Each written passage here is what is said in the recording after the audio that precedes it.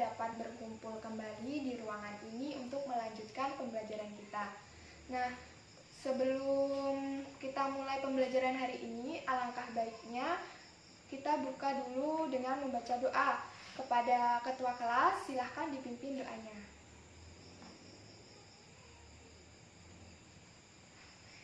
Terima kasih kepada ketua kelas yang sudah memimpin doa pada pagi hari ini. Selanjutnya, sebelum Ibu memulai pembelajaran hari ini, Ibu akan mengabsen. Ibu akan mengecek terlebih dahulu siapa saja yang tidak hadir. Apakah ada yang tidak hadir hari ini?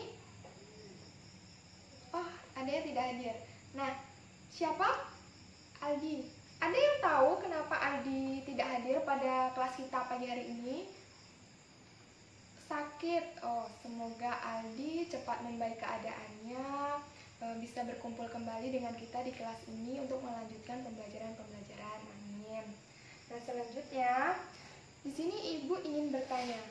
Pasti kalian semua semalam sudah membaca buku, sudah mempelajari materi-materi sebelumnya. Jadi di sini Ibu ingin bertanya, pada pertemuan minggu kemarin, apa yang kita pelajari? Nah, benar, minggu kemarin kita sudah mempelajari materi mengenai virus. Apakah masih ada yang ingat apa itu ciri-ciri virus? Ada yang jawab tadi, katanya virus itu bersifat mikroskopis, Bu. Nah, benar, virus itu bersifat mikroskopis. Nah, pada pertemuan hari ini kita juga akan membahas mengenai suatu organisme yang bersifat mikroskopis juga, tetapi dia susunan tubuhnya itu lebih kompleks jika dibandingkan dengan tubuh si virus. Pada hari inilah kita akan mempelajari mengenai bakteri. Sebelum kita memasuki materi tentang bakteri, di sini Ibu akan membacakan apa saja tujuan-tujuan pembelajaran yang harus kita capai pada pertemuan hari ini. Nah, yang pertama itu di sini untuk mengetahui apa itu ciri-ciri bakteri. Yang kedua, untuk mengetahui bagian-bagian atau struktur dari si bakteri. Lalu, untuk mengetahui perkembangbiakan atau reproduksi bakteri. Dan yang terakhir yaitu untuk mengetahui apa saja peranan-peranan yang menguntungkan dan yang merugikan dari si bakteri tersebut. Baiklah, langsung saja kita mulai pembelajaran pagi hari ini, yaitu mengenai materi bakteri. Sebelumnya di sini pasti kalian bertanya kan, apa sih Bu peranan dari bakteri itu? Apa pentingnya bakteri? Kenapa kita harus mempelajari bakteri? Jadi bakteri ini peranannya sangat banyak dalam kehidupan kita. Salah satu contohnya itu seperti tempe dan Yakult. Pasti kalian semua pernah memakan tempe dan minum Yakult. Nah, dalam proses pembuatan tempe dan Yakult tersebut, kita sangat memerlukan bantuan dari si bakteri ini. Karena jika tidak ada bakteri ini, kita tidak akan bisa memakan tempe maupun meminum yogurt tersebut. Nah, selain itu, dalam proses pencernaan pada organ pencernaan manusia, sebelum sisa-sisa makanan itu dikeluarkan melalui feses, pada usus besar kita itu, sisa-sisa makanan tersebut akan dibusukkan terlebih dahulu. Nah, dalam proses pembusukan tersebut, kita membutuhkan bantuan dari si bakteri ini. Selanjutnya yaitu langsung saja kita masuk ke ciri-ciri bakteri.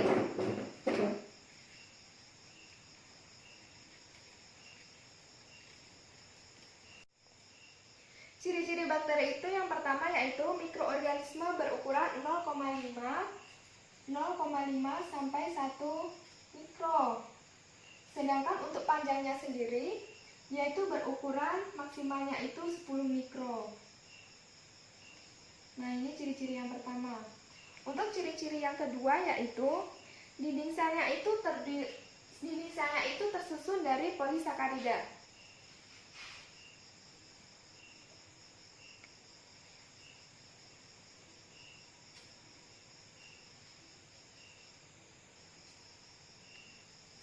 Dan untuk ciri-ciri yang ketiga, ada yang memiliki flagel. Flagel ini merupakan alat gerak, tetapi tidak semua bakteri mempunyai flagel. Pada bakteri-bakteri yang tidak mempunyai flagel, belum ditemukan bagaimana cara atau mekanisme pergerakannya. Selanjutnya yaitu, bakteri itu hidupnya dapat di mana saja.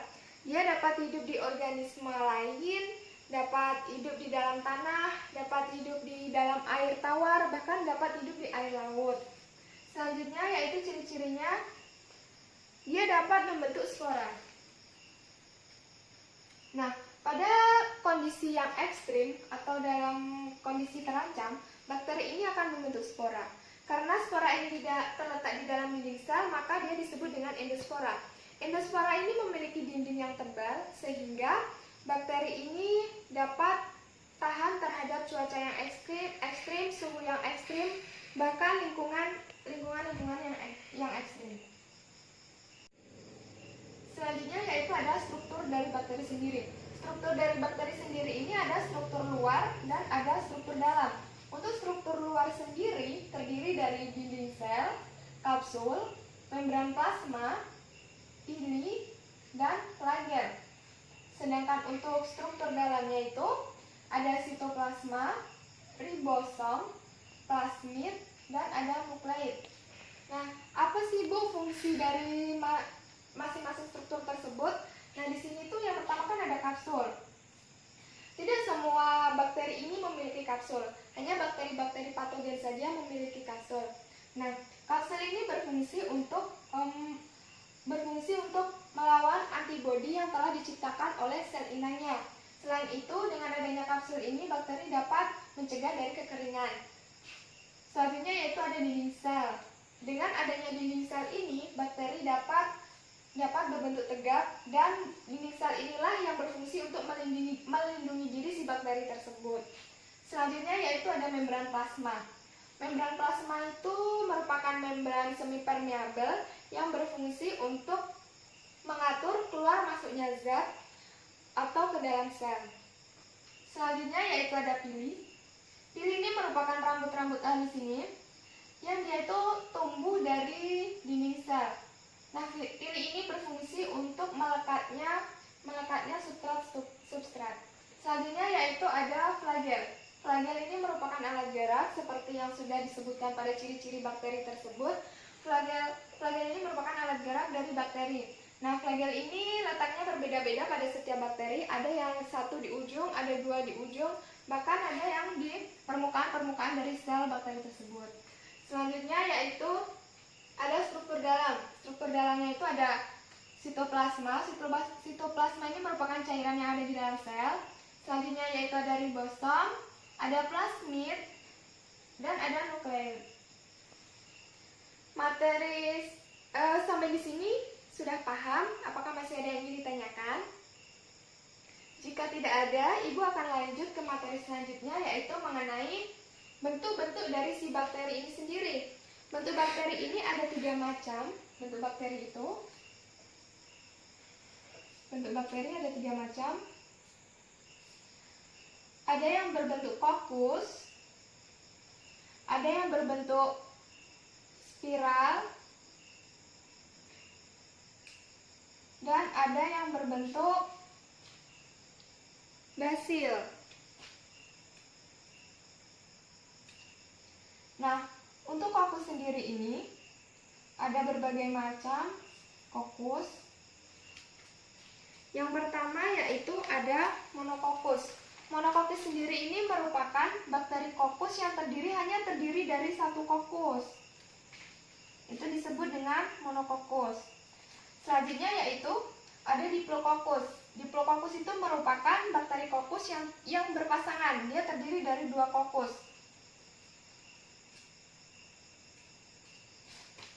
Selanjutnya yaitu ada streptococcus. Jadi streptococcus ini merupakan bakteri kokus yang tersusun dari beberapa macam kokus. Dia bersambungan membentuk seperti rantai. Selanjutnya yaitu ada staphylococcus. Staphylococcus ini merupakan bakteri kokus yang tersusun dari tumpukan kokus yang berbentuk menyerupai buah anggur. Dan selanjutnya yaitu ada Sarcina. Sarcina ini merupakan bakteri kokus yang tersusun dari 4 buah kokus. Selanjutnya yaitu bakteri. Jadi bakteri kokus ini merupakan bakteri yang susunan dasarnya itu berbentuk bulat. Selanjutnya yaitu ada bakteri basil. Bakteri basil ini merupakan bakteri yang susunan dasarnya itu berbentuk batang. Nah, di sini ada monobasil. Monobasil ini merupakan bakteri basil yang terdiri hanya dari satu basil. Selanjutnya yaitu ada diplobasil. Diplobasil ini merupakan bakteri basil yang berpasangan. Dia terdiri dari dua buah basil. Selanjutnya yaitu ada streptobasil. Streptobasil ini dia terdiri dari beberapa basil yang membentuk seperti rantai. Jadi dia terdiri dari lebih dari dua basil. Nah, selanjutnya yaitu berbentuk spiral.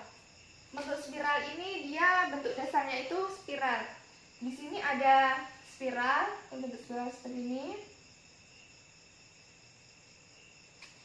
Selanjutnya yaitu ada koma.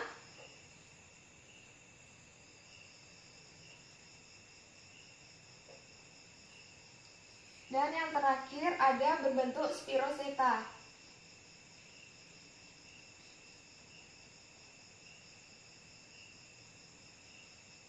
Nah, inilah bentuk-bentuk dari bakteri ini. Jadi bakteri itu bentuknya ada 3 macam, yaitu ada kokus, ada basil, dan ada spiral. Selanjutnya yaitu reproduksi si bakteri ini. Reproduksi bakteri ini tuh ada 2 cara. Yang pertama yaitu secara aseksual dan secara seksual. Untuk secara aseksual sendiri yaitu melalui pembelahan binar. Sedangkan untuk seksual yaitu melalui 3 cara, yaitu ada transformasi, lalu ada konjugasi, dan yang terakhir ada transduksi. Untuk transformasi sendiri, nah transformasi ini merupakan pemindahan sebagian dari materi genetik dari satu bakteri ke bakteri lainnya. Untuk transduksi sendiri yaitu perpindahan sebagian materi genetik dari satu bakteri ke bakteri lainnya melalui bantuan virus.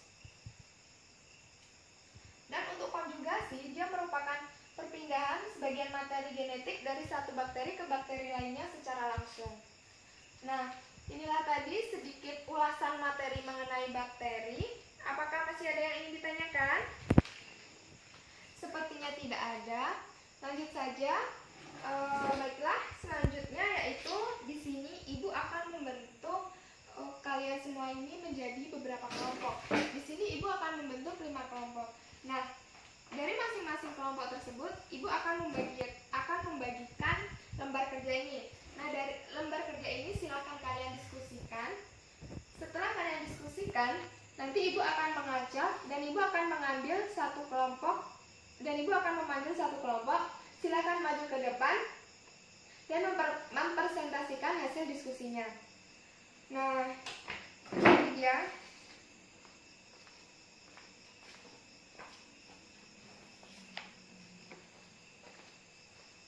Baiklah, di sini ibu akan menjelaskan apa-apa saja yang harus kalian semua kerjakan.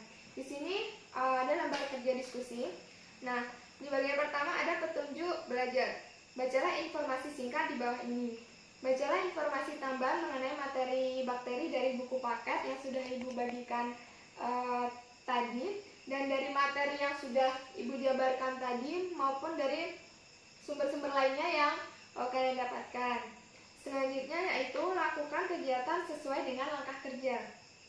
Di sini ada KD, indikator, dan tujuan dari pembelajaran kita.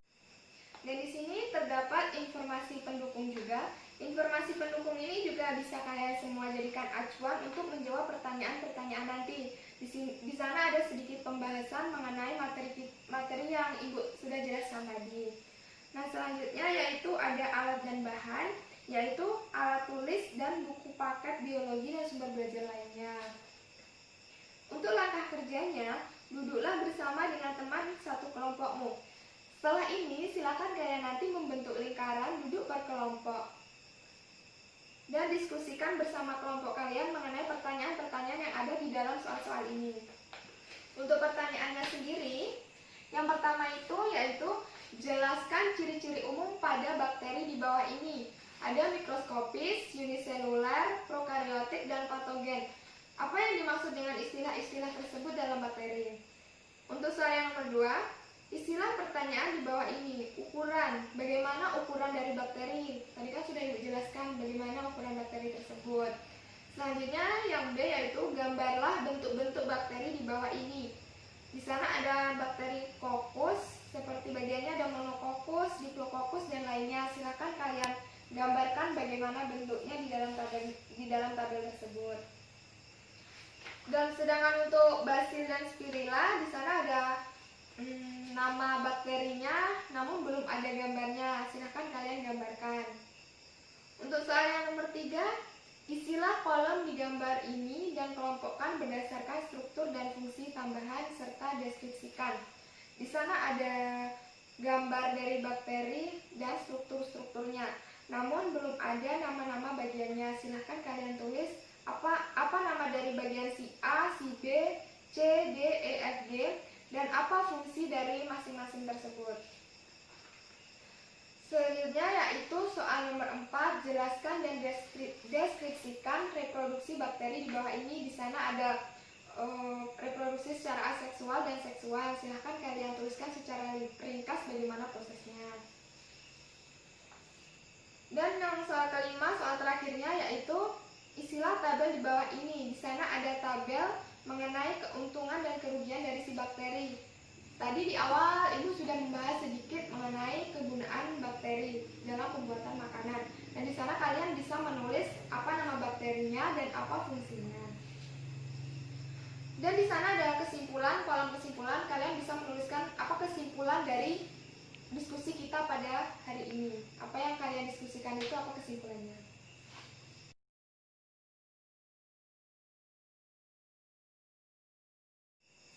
Silakan kepada kelompok 2 maju ke depan mempresentasikan hasil diskusinya. Dan bagi kelompok-kelompok lain yang tidak tampil ke depan, silakan menyiapkan kritik saran, tambahan materi, maupun pertanyaan-pertanyaan untuk kelompok 2.